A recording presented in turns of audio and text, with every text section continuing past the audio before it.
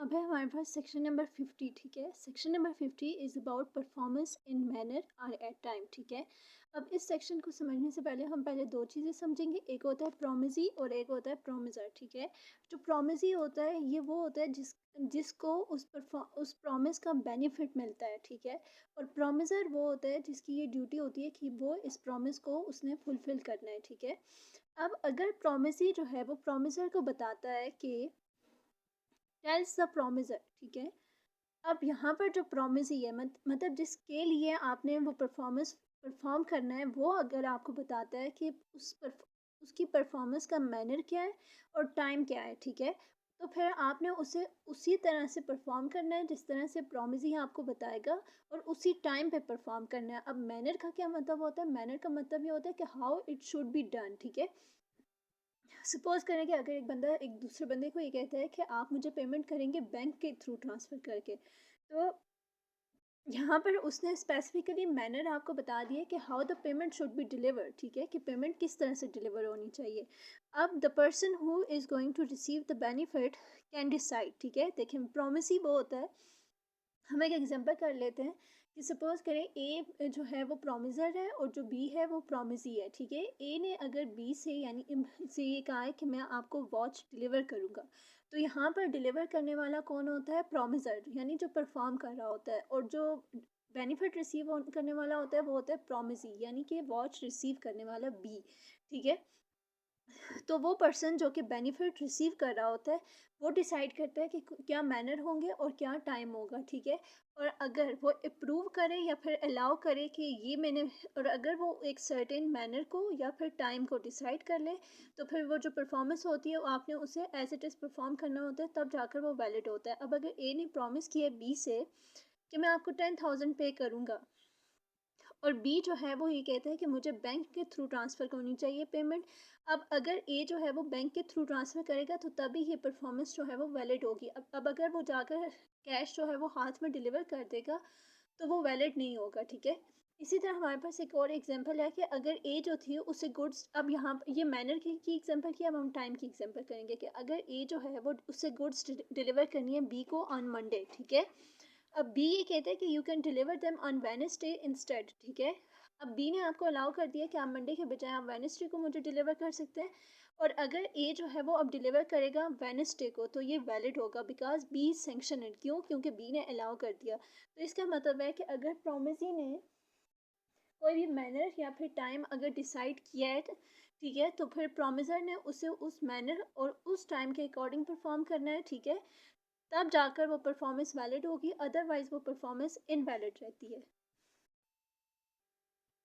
अब है हमारे पास सेक्शन नंबर 51। ठीक है, अब सेक्शन नंबर 51 ये है कि promisor not bound to perform unless reciprocal promisee ready and willing to perform. ठीक है, सबसे पहले रेसिप्रोकल का मतलब समझे। ठीक है, रेसिप्रोकल देखो ये होता है कि कोई कॉन्ट्रैक्ट है और उसमें दो पार्टीज हैं और उन दोनों पार्टीज ने एक एक पार्ट जो है वो परफॉर्म करना है। तो रेसिप्रोकल प्रॉमिस ये होता है कि दोनों पार्टीज ने अपना अपना पार्ट जो है वो परफॉर्म करना है। तो एक पार्टी अगर विलिंग है तभी दूसरी पार्टी अपना पार्ट परफॉर्म करेगी, लेकिन अगर एक पार्टी अपना पार्ट परफॉर्म करने के लिए विलिंग नहीं है, रेडी नहीं है, तो फिर जो दूसरी पार्टी है वो बाउंड नहीं है कि वो अपना पार्ट जो है वो परफॉर्म करे। तो ये सेक्शन बेसिकली रेसिप्रोकल प्रॉमिस के बारे में है। ठीक है, तो अभी हमने पढ़ा कि रेसिप्रोकल प्रॉमिस क्या होता है। रेसिप्रोकल प्रॉमिस ये होता है कि अगर किसी कॉन्ट्रैक्ट के दो पार्ट हैं और दो पार्टीज हैं, और अगर एक पार्टी अपना पार्ट परफॉर्म करने के लिए रेडी है तो तभी दूसरी पार्टी अपना पार्ट परफॉर्म करेगी, लेकिन अगर एक पार्टी अपना पार्ट परफॉर्म करने के लिए रेडी नहीं है तो दूसरी पार्टी अपना पार्ट परफॉर्म नहीं करेगी। ये होता है रेसिप्रोकल प्रॉमिस।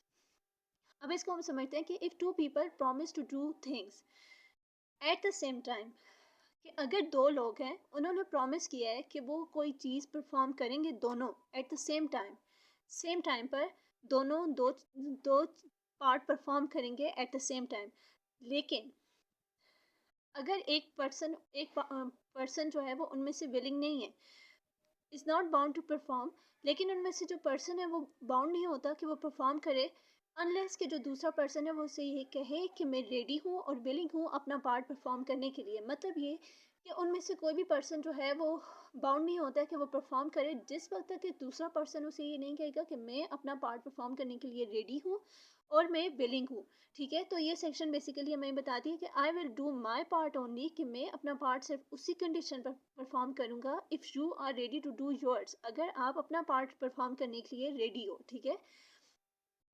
अब है हमारे पास इसकी एग्जांपल करते हैं रेसिप्रोकल प्रॉमिस की। तो रेसिप्रोकल प्रॉमिस की एग्जांपल ये है कि ए जो है उसने एग्री किया कि वो सेल करेगा बाइक बी को, ठीक है। और बी ने एग्रीमेंट किया कि मैं बाइक लूँगा और 50,000 आपको दूंगा। यहाँ पर दो पार्टीज हैं, उन दोनों पार्टीज के दो पार्ट हैं।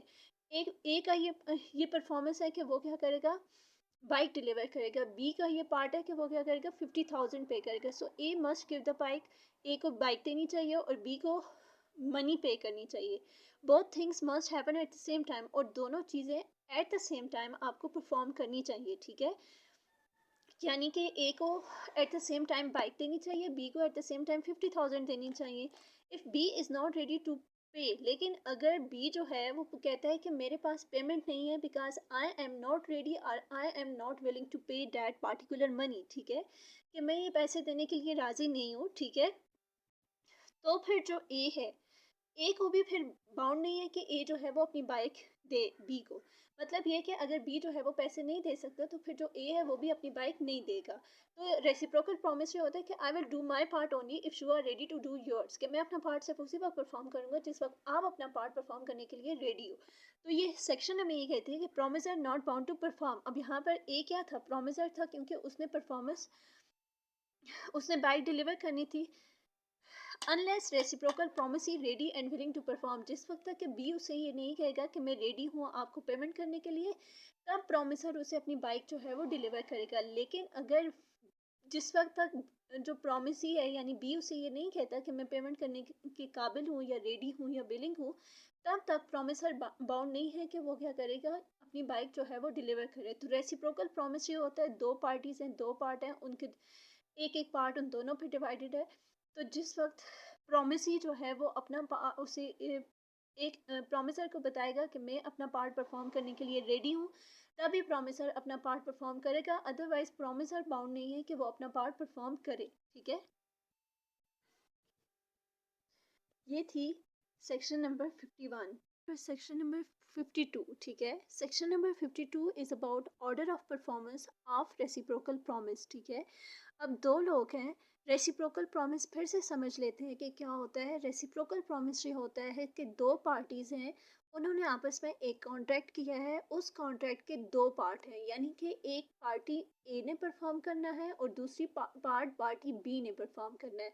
अब अगर पार्टी बी जो कि प्रॉमिस ही है जिसे बेनिफिट रिसीव होना है, अगर पार्टी बी ये कहती है कि मैं विलिंग नहीं हूँ अपना पार्ट परफॉर्म करने के लिए, तो फिर जो पार्टी ए है वो बाउंड नहीं है कि वो अपना पार्ट परफॉर्म करे। अब इसकी एग्जांपल ये है कि ए जो है उसने क्या किया है, प्रॉमिस किया है बी से कि मैं आपको क्या करूँगा कि अपनी वॉच आपको डिलीवर करूँगा फॉर रेस्ट 5,000। अब यहाँ पर प्रॉमिसी बी है जिसे बेनिफिट मिलेगा, लेकिन प्रॉमिसी ये कहता है कि मैं अपना प्रॉमिस परफॉर्म करने के लिए रेडी नहीं हूँ। तो जो प्रॉमिसर जिसे मशीन डिलीवर करनी थी, सॉरी वॉच डिलीवर करनी थी, फिर वो बाउंड नहीं है कि वो वॉच डिलीवर करे, क्योंकि जो प्रॉमिसी है वो रेडी और विलिंग नहीं है अपना पार्ट परफॉर्म करने के लिए। ये होता है रेसिप्रोकल प्रॉमिस।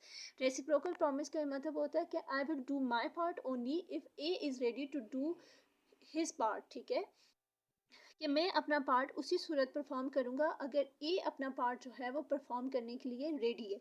अब दो लोग हैं। अब अब ये पिछली जो सेक्शन थी वो थी रेसिप्रोकल परफॉर्मेंस के बारे में, लेकिन ये जो सेक्शन है it is about order of performance, ठीक है। अब दो लोग हैं, उन्होंने एक दूसरे के साथ प्रॉमिस किया है, ठीक है।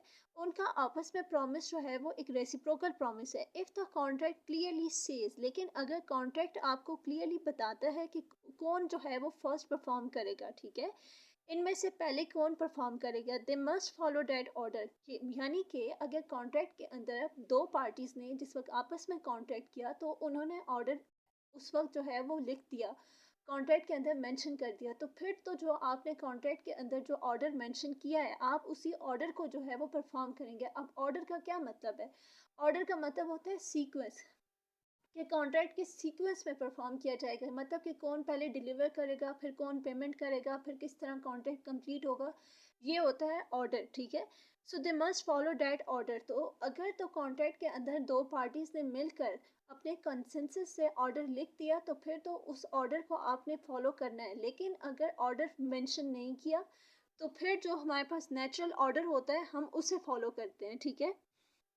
अब देखो, होता इस तरह से है, नेचुरल ऑर्डर की एग्जांपल हम इस तरह से लेते हैं कि आप देखो, एक आदमी है, वो दूध लेने जाता है, ठीक है।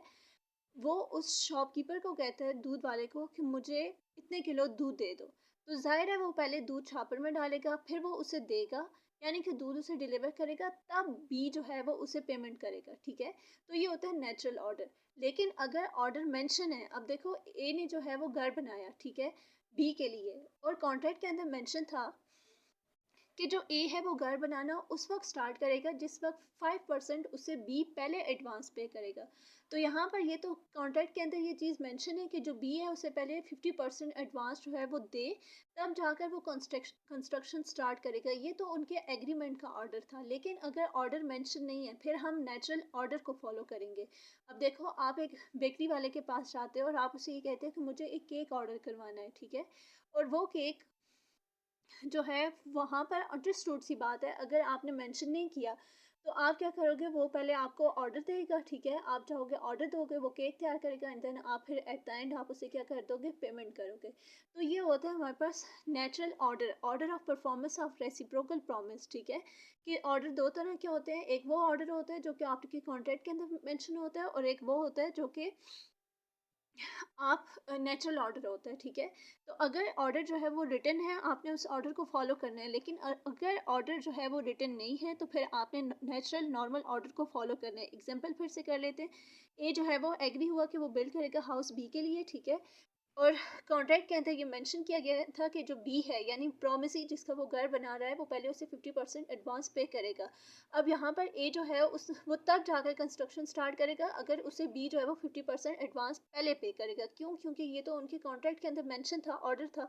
लेकिन अगर ऑर्डर मेंशन नहीं है, ठीक है, तो फिर नेचुरल ऑर्डर होता है। ए ने प्रॉमिस किया कि वो गुड्स डिलीवर करेगा बी को, ऑर्डर मेंशन नहीं है, तो फिर अंडरस्टूड सी बात है, ए पहले गुड्स डिलीवर करेगा और फिर बी उसे पेमेंट करेगा, ठीक है।